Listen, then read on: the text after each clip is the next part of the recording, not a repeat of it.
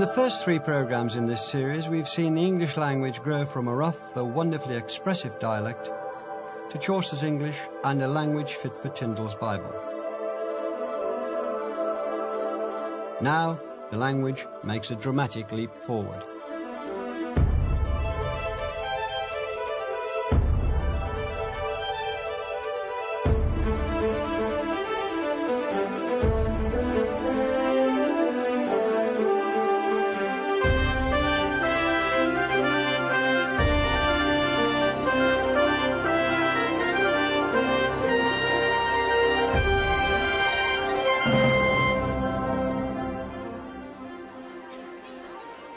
Over 400 years ago, here on London's South Bank, lived and worked the man who was to become the greatest English writer, the greatest master of language of all time, William Shakespeare.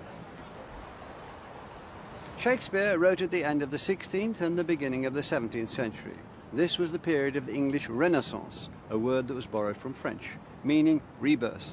During this time, the English language too was reborn. English vocabulary was rapidly changing. It expanded, grew, flowered, and exploded with new words. This is the story of the growth of Shakespeare's English.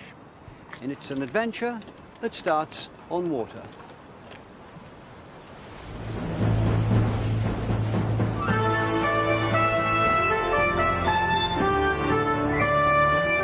Most important changes in the English language had come about through foreign invasions. But in the late 16th century, the legendary repulsion of an invasion started off a new chapter in the adventure of English.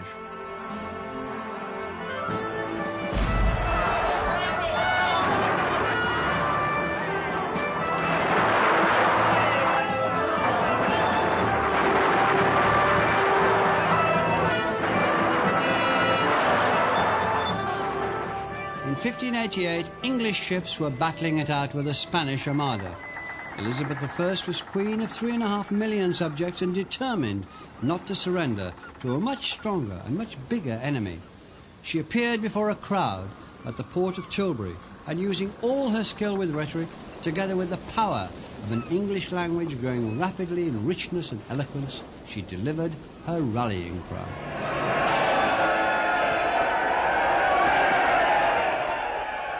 My people, I am come to live or die amongst you all, to lay down for my God and for my kingdom and for my people, my honor and my blood, even in the dust. I know I have the body of a weak and feeble woman, but I have the heart and valor of a king, and of a king of England, too. Not Spain, nor any prince of Europe shall dare to invade the borders of realm. Pluck up your hearts. By your peace in camp and your valor in the field, we shall shortly have a famous victory. Elizabeth's famous call to arms at Tilbury, delivered here by Dame Flora Robeson in this 1937 film, has been told and retold for over 400 years. It's because Elizabeth understood how to use the new power and resonance of the English language to inspire her people. And this new power of the English language reflected the naval strength of a small country that was able to hold off the Spanish Armada.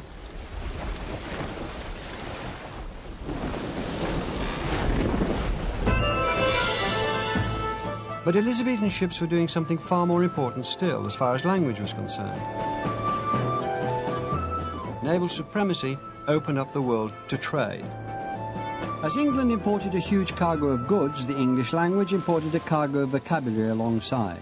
A stunning 10,000 to 12,000 new words entered English in this period, bringing with them new ideas.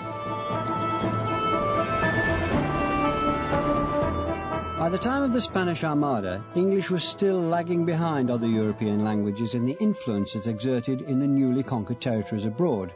Portuguese had already made its mark in Brazil, and Spanish had been spoken in Cuba and Mexico for more than half a century. Elsewhere, Arabic had spread through the Middle East over 800 years earlier, and Hindi was comfortably establishing itself as a vernacular, if not a literary language, throughout the Indian region. But on a very much smaller scale, English was at least beginning to make its mark. During the 16th century, it had begun to spread to parts of Wales, Scotland and Ireland.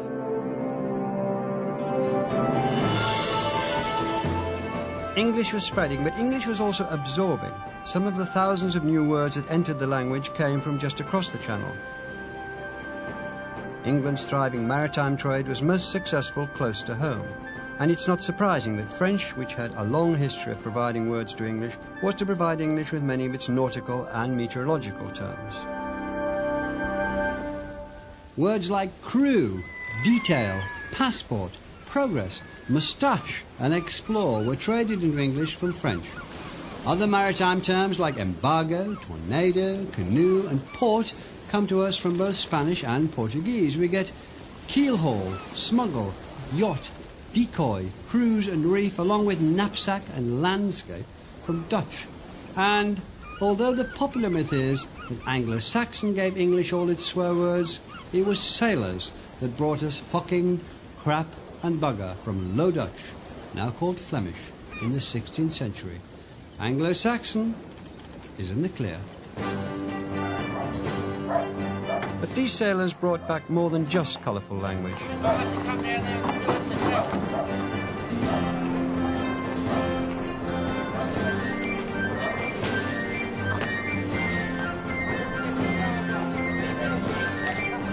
Their trading expeditions to Europe and the Spanish Main literally bore fruit and barrel loads of other goods that was to affect the English language at the most domestic of levels.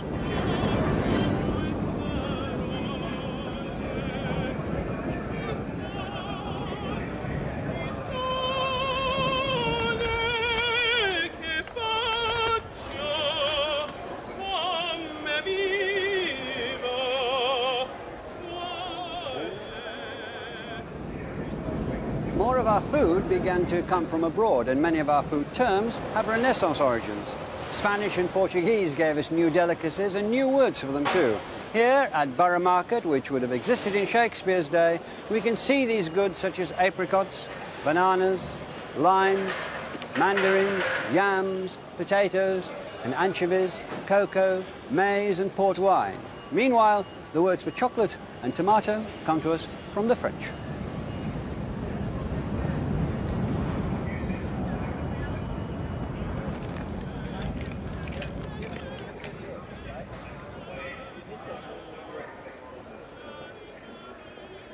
And as sailors and traders told tales of the New World, words from a total of 50 other languages joined the cargo of new words that were integrated into English.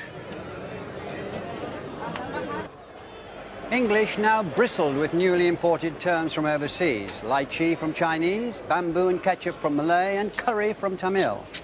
During the 16th century, English also imported yogurt and horrid from Turkish, bazaar and turban from Persia, and coffee, magazine and alcohol from Arabic.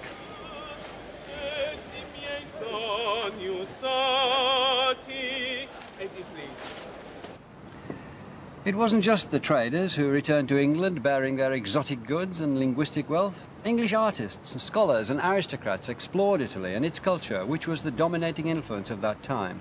There they wondered at the architecture and the science and the music, carrying back new ideas and a sumptuous lexicon to describe them.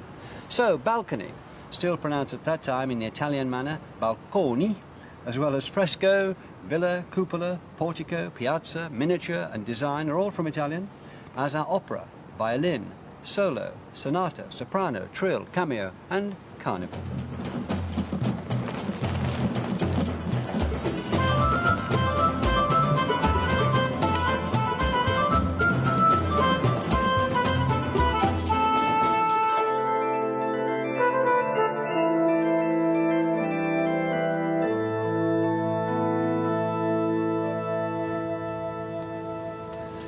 But the biggest influx of words came from the classical languages, Latin and Greek. In the 16th century, here at Oxford and also at Cambridge, the Renaissance scholars wanted to revive Latin. They founded schools teaching pure and literary Latin and Greek, and they also translated classical texts into English.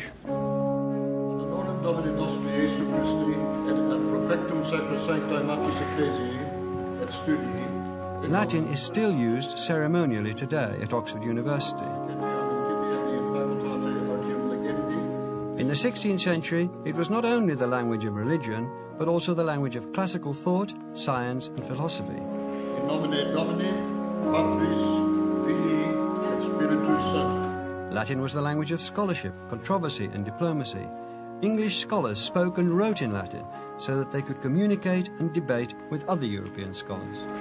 Gratias a collegiis vel societatis suis pro gradibus quaesitis concessas tuisse et eostem mihi satisficis. Latin had been spoken by some people in England for over 1500 years, since Roman times. But though it was the language of scholarship, on an everyday basis things were changing. Everyone, from the common people to the academics and the Queen, now spoke English and not Latin, even though Latin was still a compulsory subject in schools.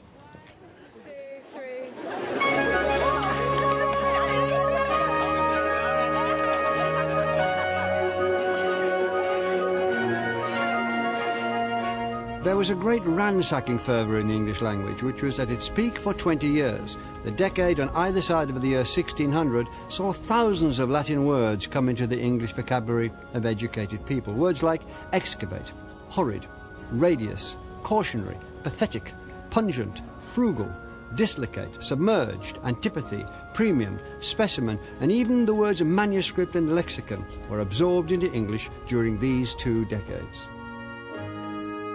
Latin and Greek were the perfect building blocks for a new English vocabulary to describe the new concepts, techniques and inventions that were coming in from continental Europe during the Renaissance. This was a period of great intellectual and scientific fervour. During this time were invented both the ideas and the words for atmosphere, chaos, critic, strenuous and explain, along with the other Latin and Greek-inspired words such as paradox, eternal and chronology. In fact, concepts and inventions are themselves words borrowed from Latin, and technique is of Greek origin. The developing field of medicine particularly relied on classical words. Still today, medical terms are in Latin and Greek, and many date from the Renaissance. Amongst the words that arrived at that time from Greek via Latin were skeleton, tendon, tibia, larynx, glottis, pancreas, and sinuses. From Latin, we also inherit our temperature, along with the parasites and viruses, the attacks of pneumonia, delirium, and epilepsy that plague our health. Even our thermometers, tonics, and capsules to cure them are all words of classical origin. In fact, even now we use Latin and Greek for medicine and technology. The Greek-derived plutonium, or the Latin insulin, id, internet, quantize, audio, and video are all 20th century inventions. One of the most recent additions to the Oxford English Dictionary this year was the phrase quantum computation, which is purely Latin in origin. Latin seemed set to honeycomb English, but not everyone agreed with what critics called new Inkhorn terms. Dissent was growing among the scholars. The scene was set for the national uproar of the Inkhorn Controversy.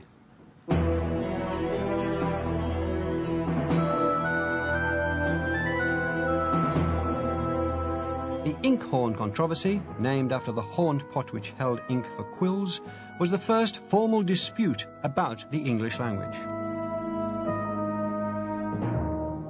Never before had there been such a consciousness of what the English language was and should be. What began as a few testy written outbursts culminated in a full-blown academic row. Many scholars objected to the increasing incursion of Latin and Greek words. A key figure among them was Sir John Cheke, who was Provost at King's College here in Cambridge. He argued strongly that English should not be polluted by other tongues. Ironically, Cheke was a classicist and the first Regius Professor of Greek in Cambridge. Nevertheless, Cheke felt that English should be reappraised as a Germanic language, going back to its Anglo-Saxon roots. Cheke even invented words like crossed for crucified, gain rising for resurrection, ground wrought for founded, toller for publican, mooned for lunatic, forsayer for prophet, and hundreder for centurion. I am of this opinion, that our own tongue should be written clean and pure, unmixed and unmangled with borrowing of other tongues, wherein if we take not heed by time, ever borrowing, and never paying, she shall be fain to keep her house as bankrupt. Cheke wrote about the bankruptcy and counterfeiting of the pure English language, but it's again ironic that the very words he used, words like bankrupt, counterfeiting, and indeed the word pure itself, aren't of Anglo-Saxon or Germanic origin at all. They're from the Latin-based languages, Italian and French.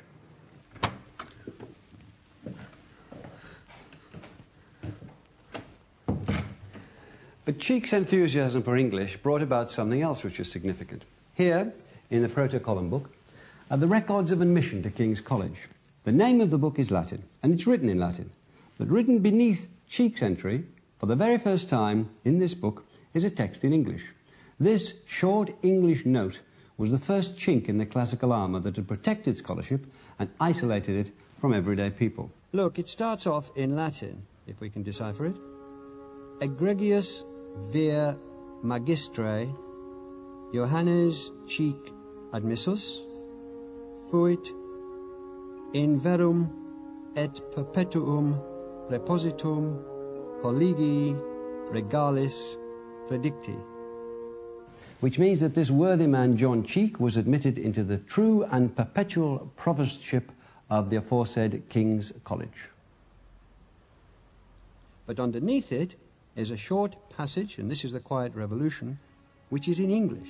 It says, "First of all, I do protest and declare that otherwise I do not swear or promise anything thereby that should bind me contrary to the true doctrine of the Church of England."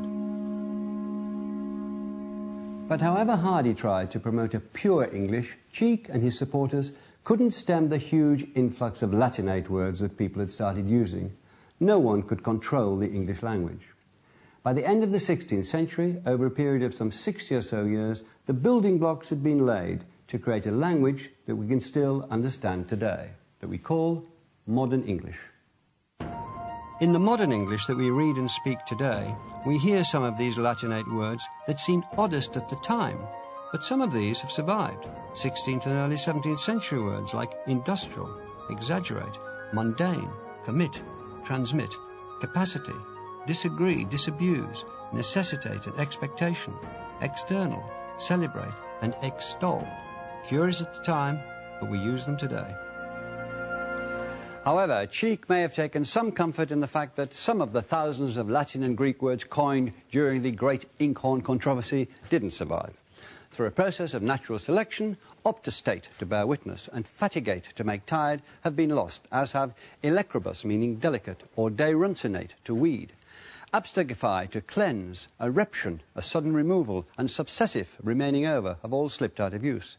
Nidulate, to build a nest, latrate, to bark like a dog, pity about that, and suppeditate, to supply, have also disappeared. Whilst a word like impede survived, its opposite, expede, didn't. As we explored the globe, so at home we explored the world of words. It's fun to poke fun at these creations, but they demonstrate the intense interest the English language inspired. People from the Queen to a young grammar school boy from Stratford, William Shakespeare of course, were reading an English language that was flush with thousands of new words and ideas. It was an English that could be used as a tool of power to rally spirits against foreign invasions. But it was also an English which could and did create a literature of the most remarkable poetry and flexibility. English already had a great author in Chaucer, but now the English language was to take on an even bigger challenge, to lay the foundations for a world language.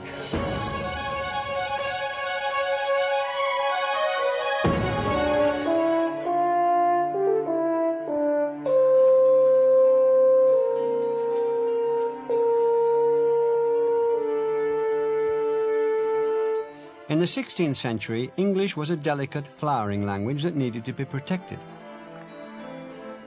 It had long been in the shadow of other European languages. There was such an interest in these languages that glossaries were compiled in the form of bilingual Italian to English, French to English, and Spanish to English dictionaries.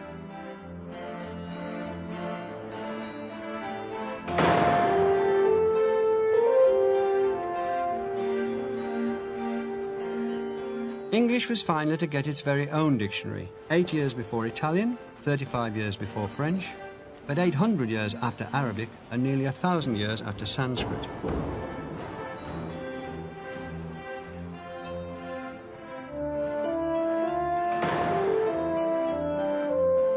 The word dictionary is first used in its Latin form Dictionarius in 1225 by an English scholar. And in many ways a dictionary is particularly suited to the English language, a language which has absorbed so many others. The very first English dictionary was put together in 1604 by Robert Cordery. He called it a table alphabetical, and this is it. It's a list of English words, mainly of Latinate origin, with a brief explanation. So we can see that the very first word in this only surviving copy of this tiny dictionary is abandon, cast away or yield up, to leave or forsake.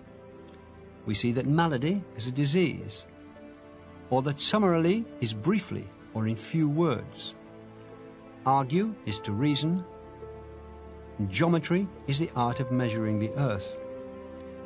Elegance is finesse of speech, and empire is government or kingdom. Quadrangle is four-cornered, and radiant is shining bright. There are only 2,543 words in this very first English dictionary. It was a meagre word hoard, but a first attempt at a collection. It's by no means exhaustive. You don't find everyday words like shoe, cold, food or house, cow, wet, rain, dress, fish or love.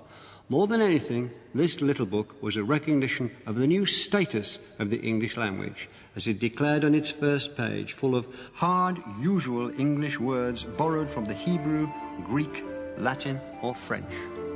Cordery intended his dictionary to be used by those who might not understand words which they shall hear or read in scriptures, sermons or elsewhere. This wasn't a book for scholars. It was a book for the ordinary people to catalogue new words and to explain the new ideas associated with these words. This was because the English population was growing more and more educated. One estimate is that by 1600, half of the 3.5 million population, at least in citizen towns, had some minimal literacy. But it was the good education of those brought up around the world of the Elizabethan court in grand homes like this one, Penshurst Place in Kent, that was to contribute strikingly to the adventure of English.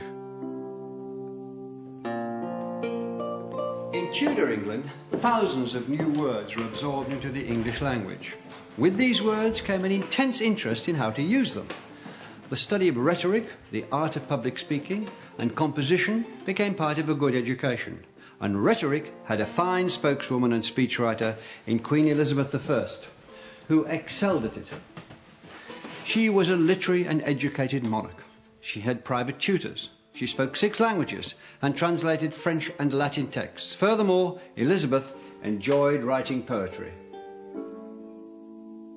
I grieve and dare not show my discontent. I love, and yet am forced to seem to hate.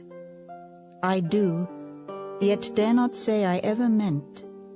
I seem stark mute, but inwardly do prate. English was looking for a literature to reflect its newly enriched status, and it was to the courtiers, the knights of Elizabeth's entourage, that the role fell to turn the English language into literature. The gentleman poet, who handled the pen with as much skill as the sword, he was called up to play his part in the adventure of English.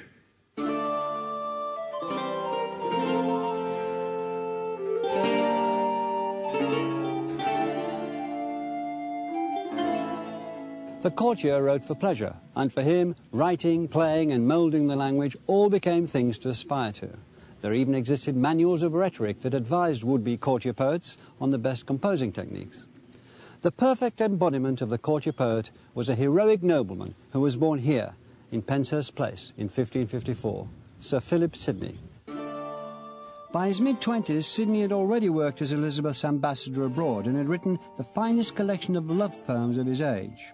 He died in battle when he was only 31 and achieved lasting fame for giving his water bottle to another wounded soldier with the words, "Thy need is greater than mine."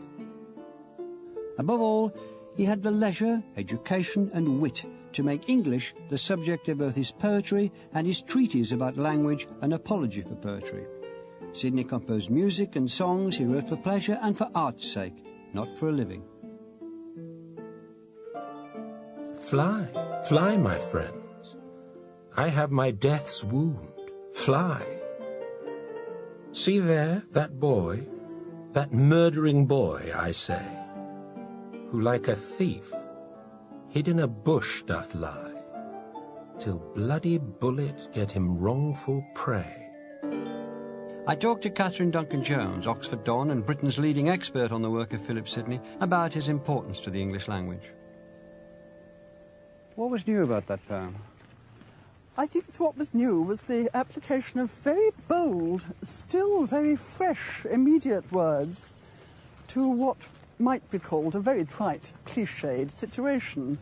Words like bloody bullet and thief, who like a thief hid in dark bush doth lie, and that murdering boy, which make it sound as if the speaker has just been mugged and fatally wounded by one of these juvenile criminals who were very common in Elizabethan towns and villages, and I'm afraid are still very common now. And I think, like many of Sidney's sonnets, it's a sort of trick performed with language that he makes us think we're reading something very surprising and new, when it's just that tired old story of Cupid shooting with a golden arrow, but bloody bullet makes it sound completely different, as if it's a gunshot wound. So what in general do you think Sidney did with the language that was given him, this sort of courtier, this man penning what could be a new English? What was he doing? Well, he was enormously expanding it. If you look at the Oxford English Dictionary online, look up Philip Sidney, there were 2,225 quotations from Sidney in the Oxford Dictionary. He was expanding it enormously, both the usages and the actual words, with foreign words, probably some words that were oral, some words that hadn't been used in literary language before, words that he had made up, essentially, by turning nouns into verbs and creating new adverbs and new forms of speech, like describing a cat, saying the cat is moving scratchingly, and nobody had ever thought of describing a cat moving scratchingly before. Numerous first usages are attributed to Philip Sidney. Bugbear, scummy as a term of abuse, dumb-stricken, miniature for a small picture. He was fond of adding words together to form evocative images ranging from milk-white horses, eye-pleasing flowers, well-shading trees, to more unusual ones like honey-flowing eloquence, hang-worthy necks, or even long with love-acquainted eyes. Would you say that around the time of Sidney, English was becoming a modern language? I think it was, because I think there was this sense that very modern things of the absolutely present moment could be done with it, as of course happens now with the new words we have with almost every month new words enter our language. I think that was that exciting sense that it was a language which was both very historical and carried many relics of Latin and Greek and Saxon, and yet was absolutely streetwise. What ideas was Sidney bringing that had not been expressed or as well expressed before? English and English culture could be as rich as French, Italian, even to name the enemy, Spanish culture. Sidney was very well informed about Spanish literature and culture too. It was actually Philip of Spain's godson, named after him.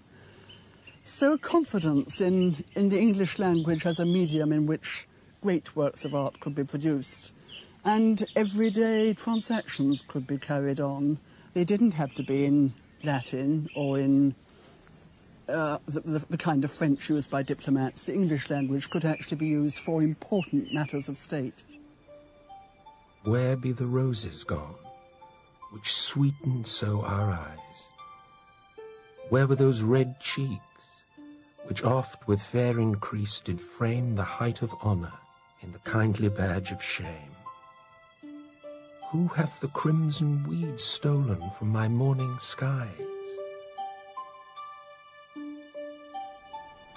Which words linger then? Which words do we still use a lot?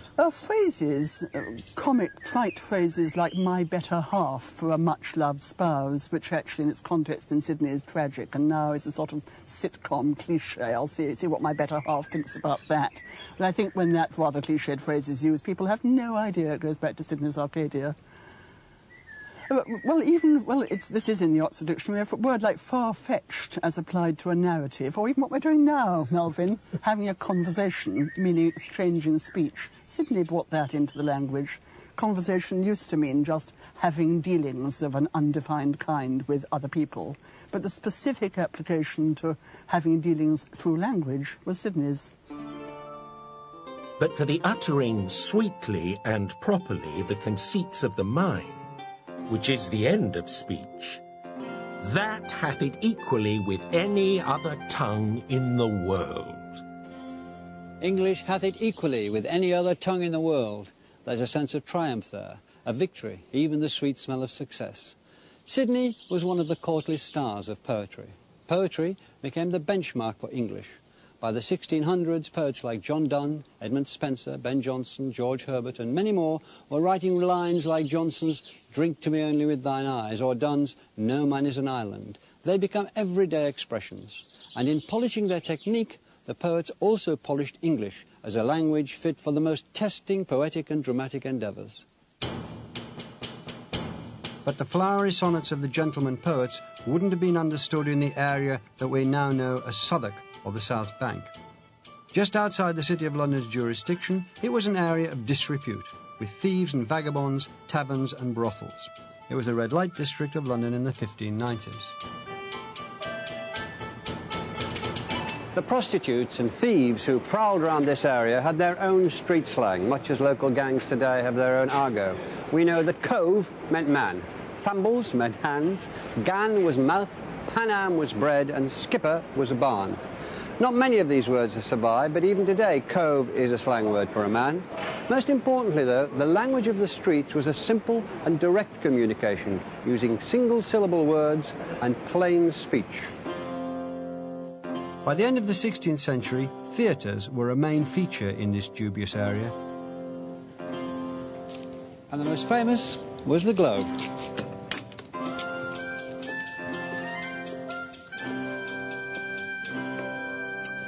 By the time the Globe was built in 1599, people had been attending performances in the commercial playhouses for 30 years. And it was on these hugely popular stages that something extraordinary happened. The playwrights of the period echoed and transformed the turbulent English language which they were hearing, combining the rich vocabulary and poetry of the courtiers with the slang of the commoners. Because the theatres of the time had no scenery and barely any props, language was the means of choice on the stage to captivate the audience. And the scene was set for the most famous dramatist of them all, William Shakespeare, to make his indelible mark on the English language. The plays that were written by Shakespeare, as well as those of his contemporaries such as Marlowe, Johnson and Nash, attracted enormous crowds. The Globe could hold between 3,000 and 3,500 people. And the other 5 theatres in London could easily rival the Globe. A 10-day run for a play counted as a long one, and the London population of merely 200,000 inhabitants, about the same population as Sunderland today, demanded constant novelty and excitement. It's astonishing to realise that a box office hit like Shakespeare's Titus Andronicus would have been seen by 1 in 2 men in London.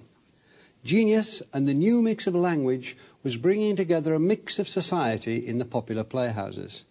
English's seeding of words was no longer restricted to the scholars and the courtier poets. With Shakespeare and his contemporaries, English had a new audience. It was ready to travel the world. All the world's a stage, and all the men and women merely players. They have their exits and their entrances, and one man in his time plays many parts, his acts being 7 ages.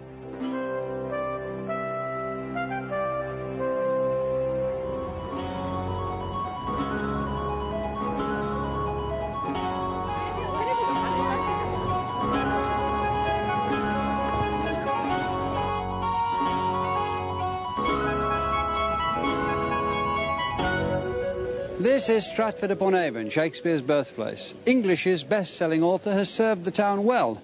3 million tourists visit every year, making Shakespeare English's biggest export. The beauty of Shakespeare's language is that we can still understand it today.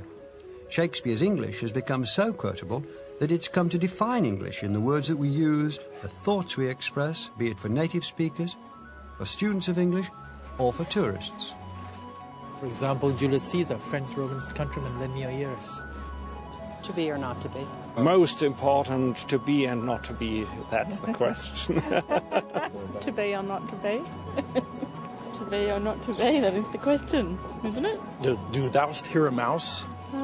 To be or not to be? It's a good read. To be or not to be? Oh, yeah. That is the question. The quality of mercy is not strain. A lot of toil and trouble, that's about it. He's my friend, come from China, and Shakespeare is a very famous person in Chinese. Romeo, Romeo, wherefore art thou, Romeo? Wherefore art thou, Romeo? Yes. And is this the dagger I see before thee? Me? We heard about Shakespeare at school and later on at the theatre, and we are interested in reading Shakespeare. Hail thee, Ten of Lambs. Hail thee, Ten of Cawdor. Hail thee, King Hereafter. Shakespeare is the favourite all over the world. Most scholars today attribute 38 plays, 154 sonnets and other major poems to Shakespeare, who was born in this house. But his biggest contribution to English might be the vocabulary that we find in his work. Well over 2,000 of our words, for instance, today are first recorded there. Words which broaden the way we look at life, tell us how we act, tell us how we think, tell us what we value. Although Shakespeare didn't invent them, for instance, the words obscene, accommodation, barefaced, misanthrope, leapfrog and lacklustre all make their first appearance in his work, as do advertising, assassination, courtship, dexterously, indistinguishable, premeditated and reliance. Over 400 years ago, Shakespeare already used an enormous English vocabulary of at least 21,000 different words. English was in a state of flux, and Shakespeare was perfectly placed to make the most of it. Shakespeare is influenced by the language of ideas at the end of the 16th century. His language still influences ours today. In many ways, his words and images define the way we think.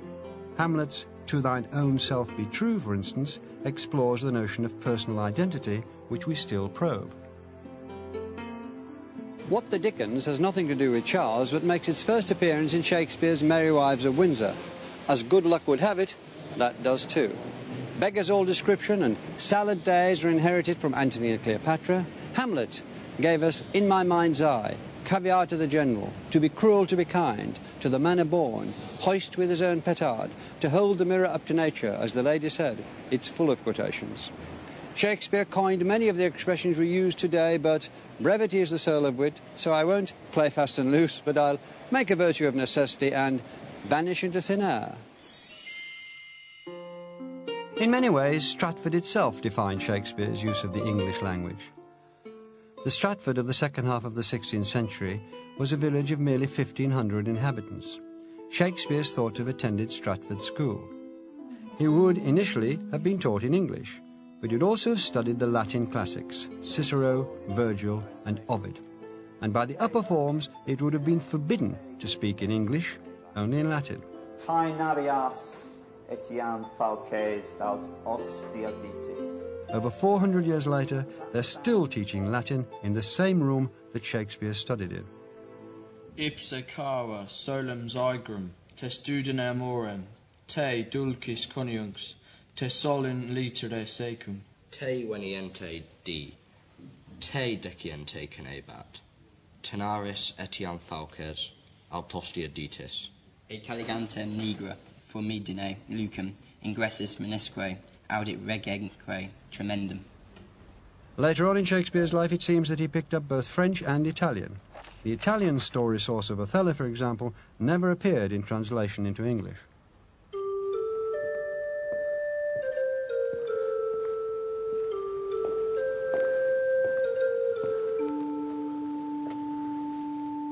But Shakespeare's English education would have been completed at church.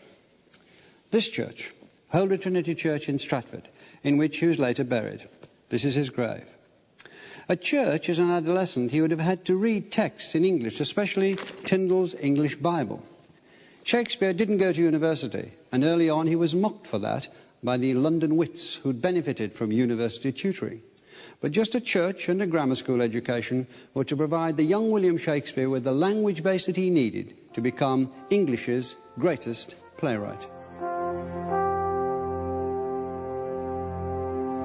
Shakespeare also knew about the Inkhorn Controversy and used both Latin words and plain terms in his own writing. He used new words which had just appeared towards the end of the 16th century, like multitudinous, emulate, demonstrate, dislocate, initiate, meditate, or allurement, eventful, horrid, modest and vast. He invented and was also fond of compound words like hugger-mugger, baby eyes, fair play, break vow or pell-mell, smooth-faced, widow comfort, canker sorrow, bare-picked, basilica like half-blown and ill-tuned, which are uniquely his. But there are some words which Shakespeare used which don't survive. Our everyday language might sound very different if we were saying appertainments, cadent, exsufflicate, questris, tortive, solia, abruption, persistive, protractive, ungenitored, unplausive, vastidity. And Shakespeare's longest word, honorificabilitudinitatibus, which means with honour, has sadly fallen out of fashion altogether. Shakespeare's vocabulary also betrays his Midlands roots. In his work we find regional words like keck for fool's parsley and honeystalks for clover stalks. We find ballow, which means a cudgel, and batlet, which was still used until recently to mean the bat to beat clothes in the wash. We also find the very Warwickshire potch, to thrust, and pash, to smash.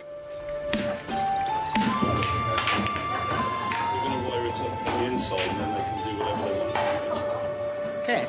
Yes, well, it was never called anything Called the else. devil's plaything. I mean, sometimes they call it devil's plaything, but the general name for it, the everyday name for it that we used was keck.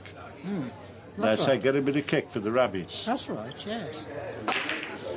Do you remember them saying a batlet tub?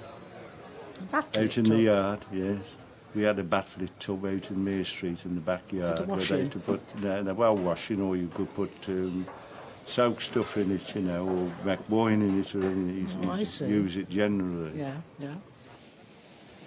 Shakespeare's regional accent is thought to have sounded a bit like the locals today, speaking a kind of Midlands English with a strong R in words like turn and herd. Cider becomes cider, and farmer becomes varmer.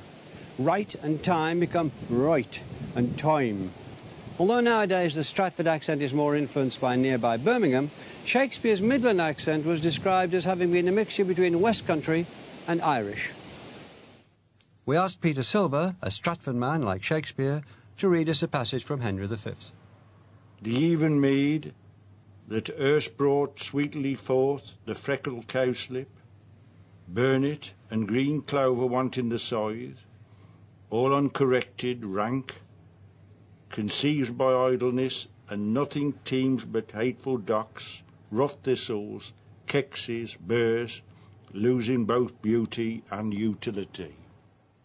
It's intriguing to think of what Shakespearean verse would have sounded like during the Renaissance.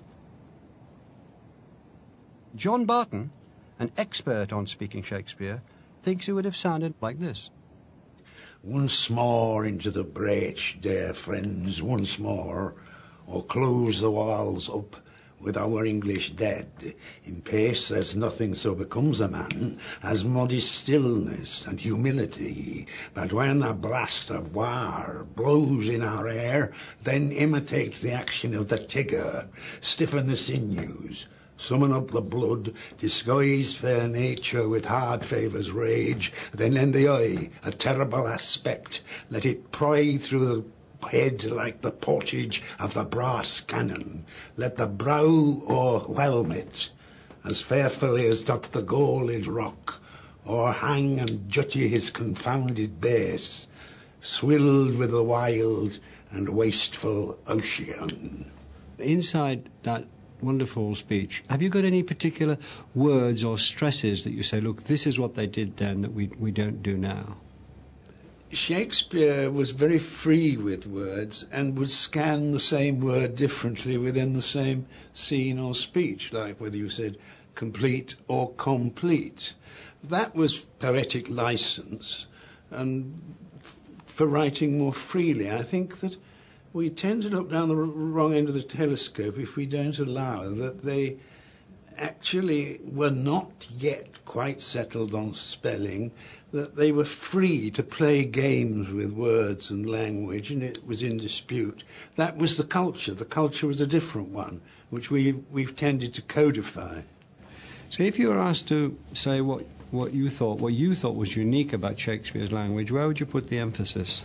It's the monosyllables that are the bedrock and life of the language, and I believe that is so with Shakespeare. It's the high words, the high phrases, he sets up to then bring it down to the simple which explains it, like making the multitudinous seas in Carnadine, making the green one red. There is high language, what the hell's he talking about? Specific, clear definition. And I think that the heart of Shakespeare, for listening to it, for acting it, is that the great lines, often the most poetic lines, are the monosyllables. But do you think that the monosyllables were what would be called common speech, and the high lines were Shakespeare being Latinate, proving that he didn't need a university education to be clever? This is the paradox. High words can be verbal show-off and rhetoric. Deep feeling probably comes out most in monosyllables. So I say that not to deny that he teemed with word invention, but I think in some ways the living power of the language comes from the interplay of the two. This interplay of the high speech with the commonplace was important to Shakespeare. It was also a fertile ground for comedy. He was so inventive with just one insult, knave, that we can find 50 instances of it in his plays, playing off monosyllables with more complex formations.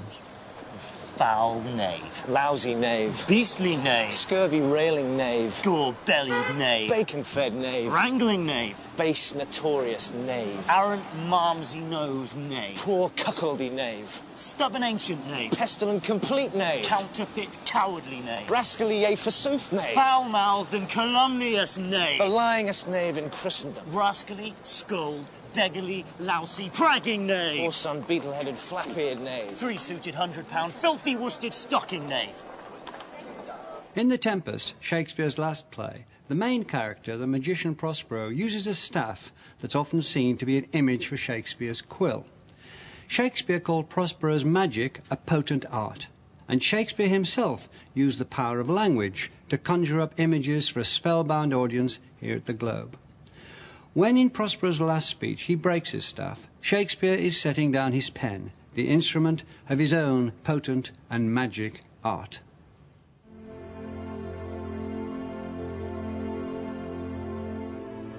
But this rough magic I here abjure, and when I have required some heavenly music, which even now I do, to work mine end upon their senses that this airy charm is for, I'll break my staff, bury it certain fathoms in the earth, and deeper than did ever plummet sound, I'll drown my book. And Shakespeare put down his staff, but his language lives on in print in the editions that have appeared uninterruptedly ever since. Shakespeare's English has spun around the world, and his 38 plays have been translated into 50 languages. To Be or Not to Be, for instance, is understood today by people of dozens of nationalities. The Oxford English Dictionary lists a stunning 33,000 Shakespeare quotations. There have been over 300 film adaptations of Shakespeare, and almost every person brought up in the United Kingdom will have read or seen at least one of Shakespeare's plays. At any given moment, a Shakespeare play is being performed or read somewhere in the world, from London to Broadway to an amateur theatre group in Nepal. Shakespeare's plays and Tyndall's Bible have been the two greatest ambassadors for the English language. And for the first time, with Shakespeare and his fellow playwrights, language supports the professional writer, the man of letters. An English that we understand, that is modern, is in his poetry, prose and drama. Old English began here in Friesland as a rough tongue, but its later speakers and writers, the people of England, learned how to exploit its potential, and thousands of new words were added to its store. By Shakespeare's time, English is a rich, a glorious language. And as the Plymouth Pilgrims set sail for America, they took with them flags to claim foreign lands, their English Bibles, and this remarkable language. There were new worlds for English to discover, and English itself was poised to discover a new world of words.